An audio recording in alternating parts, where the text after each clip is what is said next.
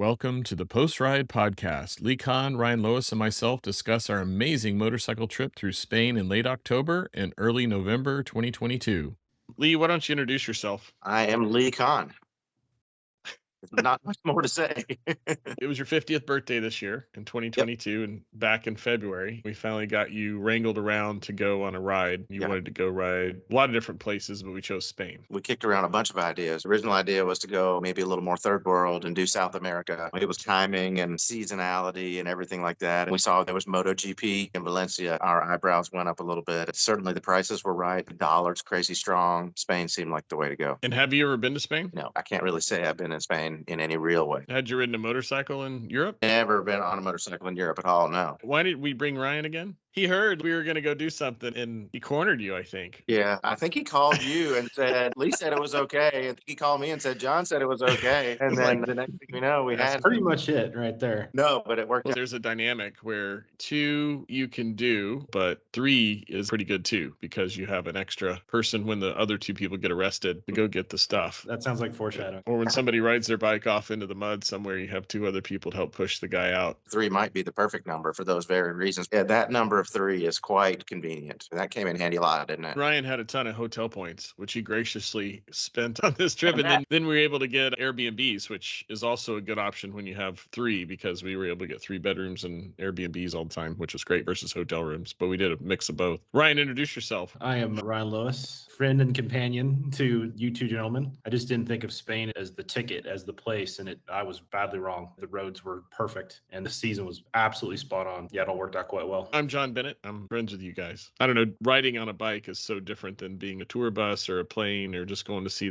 all the churches and monuments and things like that. We were in small towns. I don't think we spent probably more than a couple hours really on freeways, especially tollways, but certainly freeways we avoided. We were in the backwoods of Spain as much as we could. And we saw stuff that you would never ever see. You can't do this stuff in a car, really. How did you get there? Tell me about your trip. You all came from Birmingham to Charlotte. Birmingham, Charlotte, and then to Madrid. And on the way back, it was through Miami, which was the other great caper that Ryan and I got into. And maybe one of the themes of the trip for me, and we laughed a lot about it, I think increasingly during the trip was the whole feeling of simulation. I've always heard these people talk about, is the earth a simulation? And a lot of futurists and people, that's sort of a leading conspiracy theory or something these days. But I've never had that feeling before. But I know I had that feeling increasingly over the course of the trip because everything went so ridiculously good wherever we went. But to your question, John, on the way there, my wife had this great idea that she asked me to take a sleeping pill on the way because we were getting on. I think the plane coming out of Charlotte was like at dinner time or something. It was like 5, 6 o'clock. I'm like, man, if I could just get some sleep and wake up with the sun coming up, it'll feel like a normal night and maybe the jet lag will be low. I was fully on board with taking this sleeping pill, which is not my general course of action. So I took the sleeping pill. I'm on this big plane. And I don't know why, but I have this thing when I get on plane. I never order this in any other restaurant or in a grocery store, but I like the spicy tomato juice. Same thing on planes. Like I order weird stuff to drink that I'd never ever order or buy. It's just, I don't know what it is. Ginger ale is mine. I don't know why that is, but I tell her I want the spicy tomato juice. And because nobody else drinks that, they always give you the whole can. They don't just pour a little bit in. I get this thing and I sit it down and I'm like, all right, here we go. And I start getting kind of groggy. I go out cold for 20 minutes, but I get startled or something. I completely knocked over the whole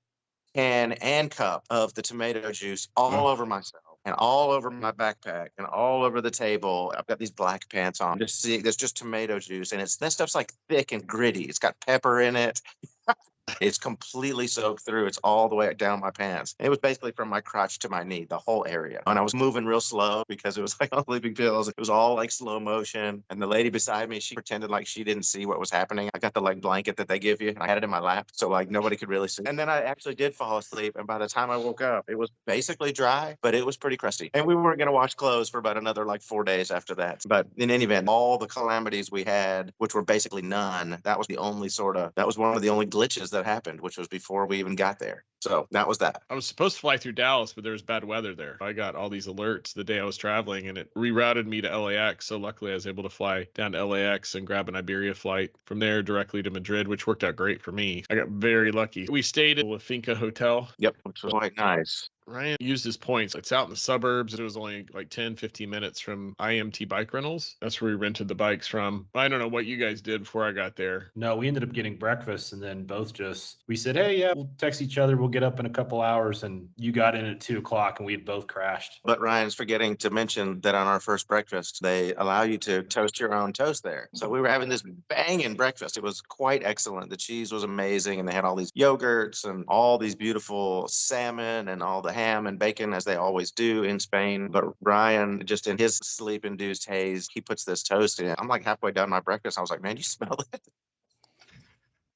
The whole lobby is like smoking out, and the guy comes around from behind. I don't know if we were supposed to be toasting our own or they were supposed to do it, but we were not making friends within 5 to 20 minutes of being inside the hotel. Yeah, nearly burned it down. Whoops. Yeah, we caught up with you, John, and the hotel really worked out well. I'd accrued a lot of points through the traveling job through the summer and used them all up in Spain, which was exactly what I wanted to do. I got there about 3, 4 o'clock or something, as I recall. And then we grabbed an Uber into town. We went into Central Madrid. We walked through the Retiro Park and the big pond. My impression of Madrid was like, wow, this place is really clean, and really nice, and really safe. We had no issue. We were just walking down the Gran Via, and there was like a little door, but it went into all those restaurants. Yeah. And that was quite something special, wasn't it? Because it was actually a small kind of, it just said food hall or something like that. But man, when we got inside of that place, there was a band playing like AC/DC. We had just really some unbelievably good tapas there. We grabbed gelato at a tiny little hole in the wall place and went outside where there was a small symphony playing, or really, I guess it was a quintet that was playing, which was quite lovely, That's wasn't right. it?